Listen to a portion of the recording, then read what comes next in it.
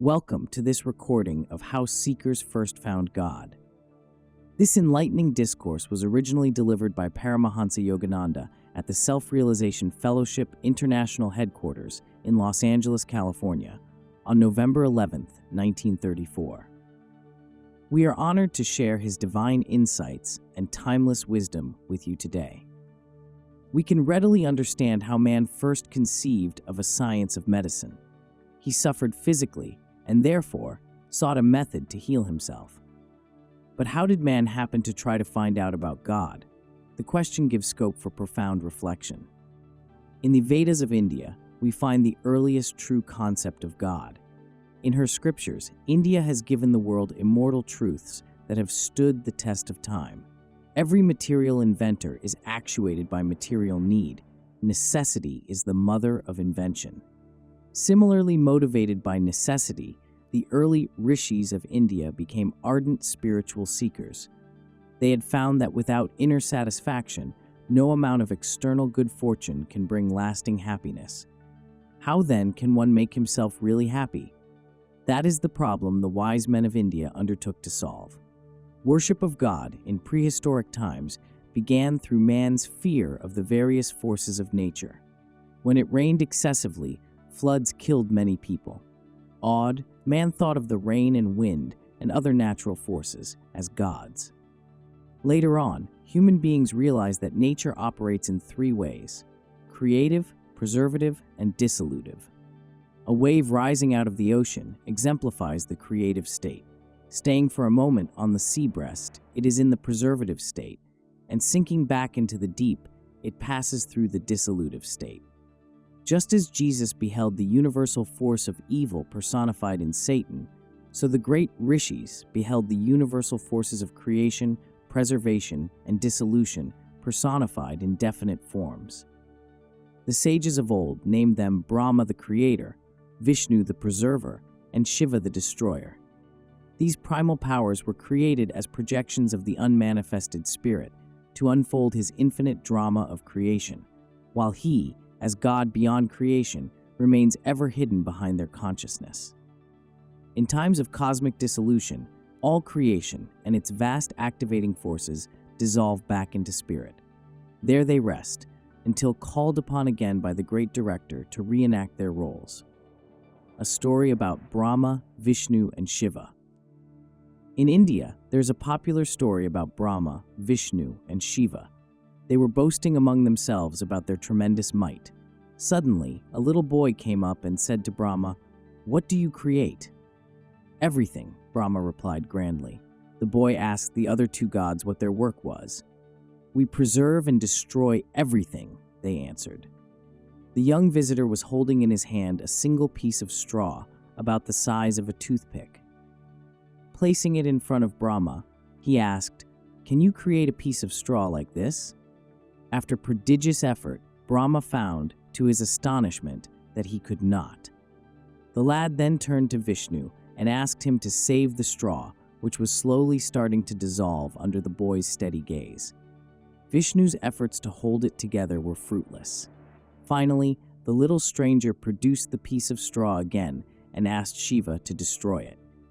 But try as Shiva would to annihilate it, the tiny straw remained intact. The little boy turned again to Brahma. "Did you create me?" he asked. Brahma thought and thought. He could not remember ever having created this amazing child. Suddenly, the boy vanished. The three gods awoke from their delusion and remembered that behind their power is a greater power. In the Western world, the idea of God developed through observation of the law of cause and effect. Man can materialize objects by taking materials from the earth and shaping them in accordance with a preconceived idea. Therefore, it seemed reasonable to conclude that this whole universe must have been created out of ideas. This led to the concept that everything must have existed first as an idea.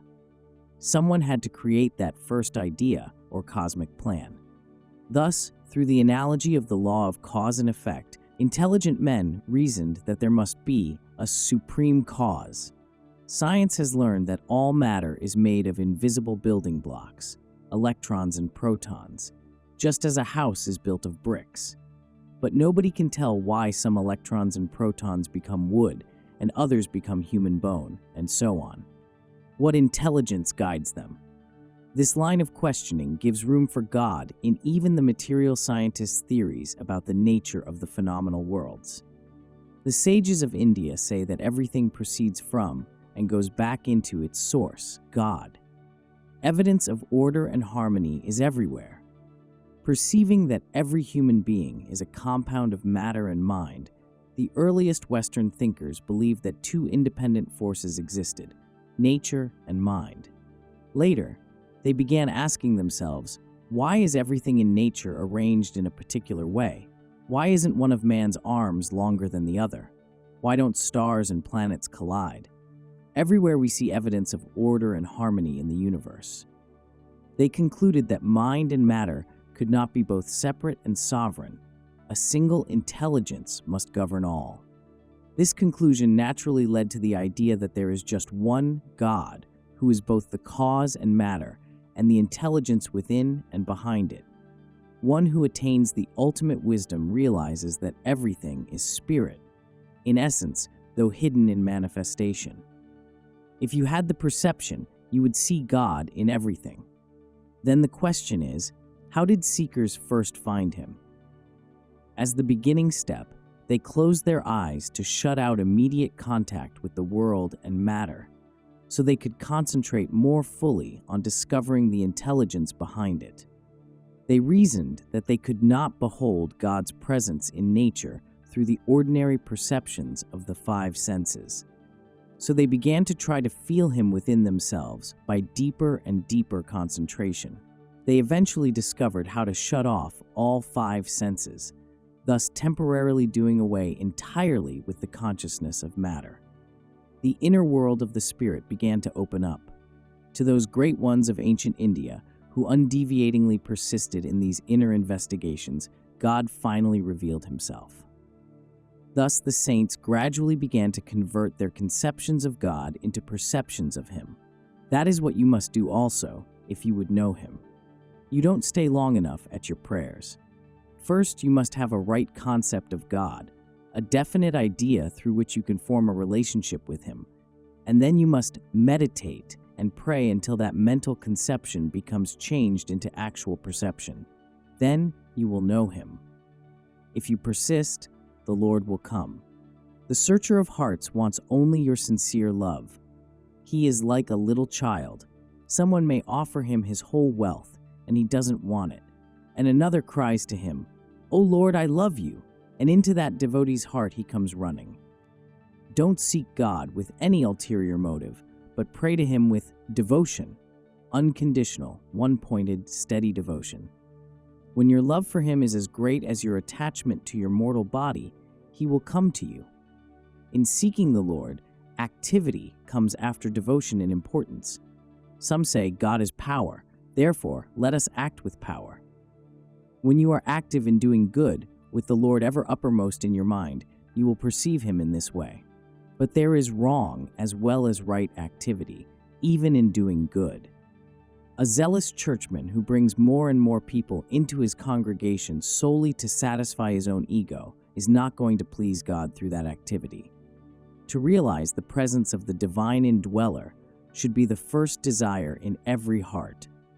It is when you persistently, selflessly perform every action with love-inspired thoughts of God that he will come to you. Then you realize that you are the ocean of life, which has become the tiny wave of each life.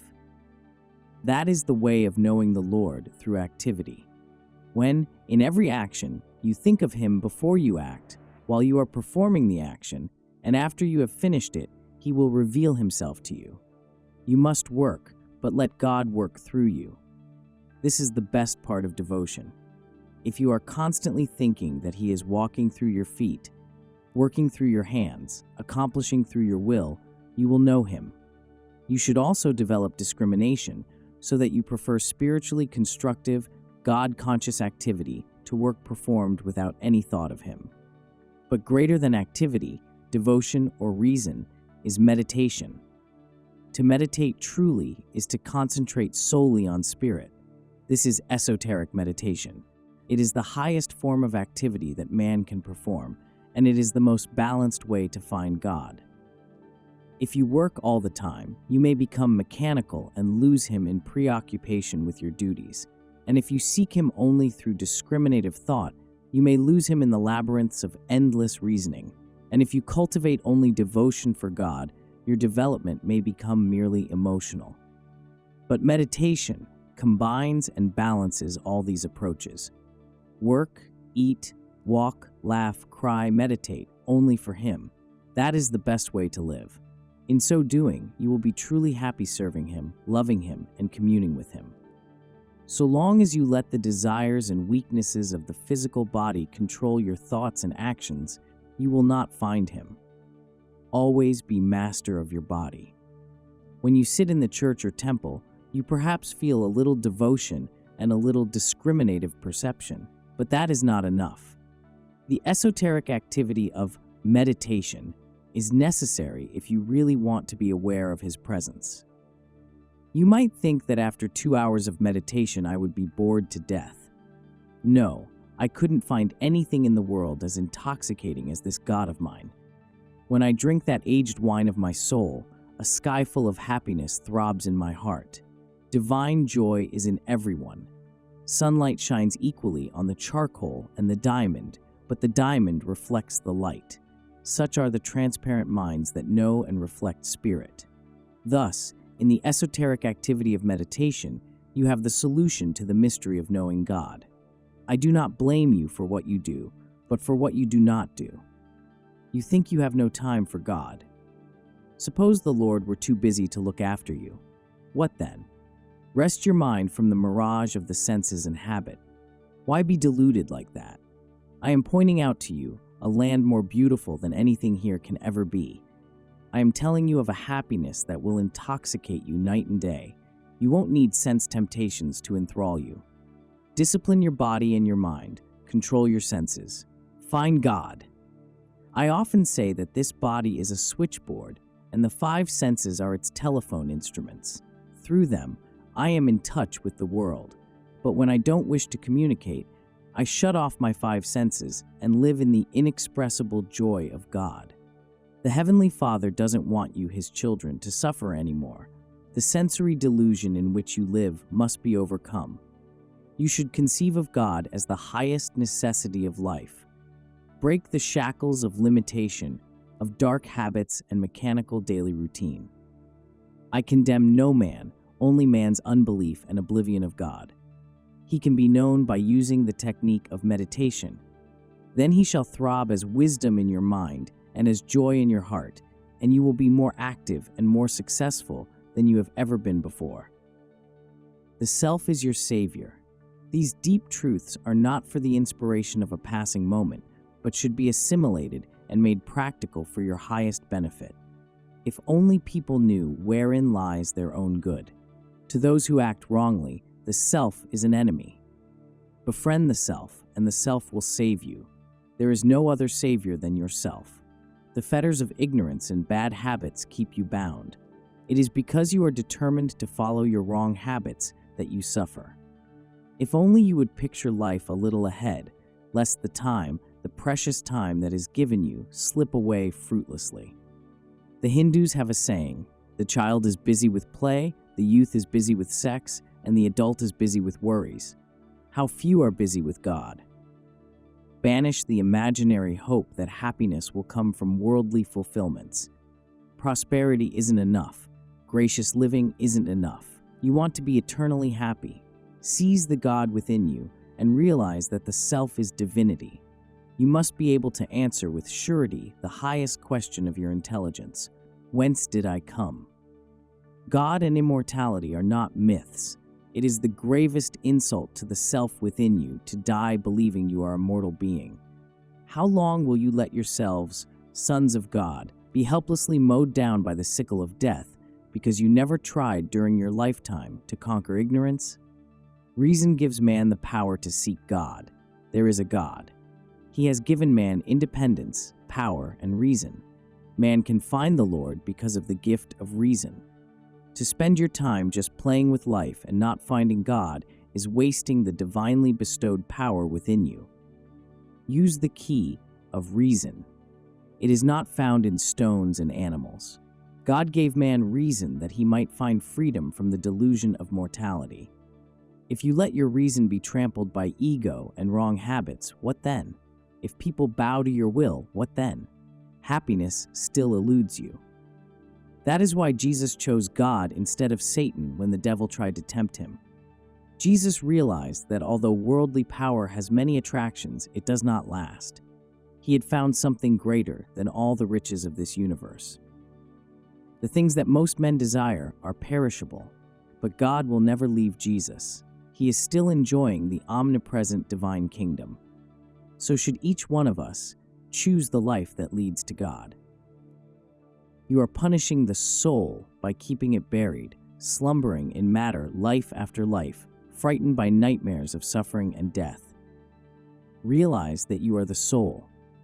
Remember that the feeling behind your feeling, the will behind your will, the power behind your power, the wisdom behind your wisdom, is the infinite Lord. Unite the heart's feeling and the mind's reason in a perfect balance. In the castle of calmness, again and again, cast off identification with earthly titles and plunge into deep meditation to realize your divine kingship. Look within yourself. Remember, the infinite is everywhere. Diving deep into superconsciousness, you can speed your mind through eternity. By the power of mind, you can go farther than the farthest star. The searchlight of mind is fully equipped to throw its superconscious rays into the innermost heart of truth. Remember, it is you who must travel to the kingdom of heaven. It will not come to you by special delivery. Each man has to hie his own way alone. From this day, make a resolution in your heart to seek God. When many devotees follow the path to Him, there will arise a United States of the world, with God and His love as man's director and guide. I want to give you more than the temporary inspiration of words alone. I want to shoot star shells of wisdom straight into your spiritual darkness, that by their bursting light you may see for yourself the truth of what I have said. The two paths, activity and meditation. To summarize, there are basically two approaches to God realization: the outer way and the inner or transcendental way. The outer way is by right activity, loving and serving mankind with the consciousness centered in God. The transcendental way is by deep, esoteric meditation. By the transcendental way, you realize all the things you are not and discover that which you are. I am not the breath. I am not the body, neither bones nor flesh. I am not the mind or feeling. I am that which is behind the breath, body, mind, and feeling. When you go beyond the consciousness of this world, knowing that you are not the body or the mind, and yet aware as never before that you exist, that divine consciousness is what you are. You are that in which is rooted everything in the universe.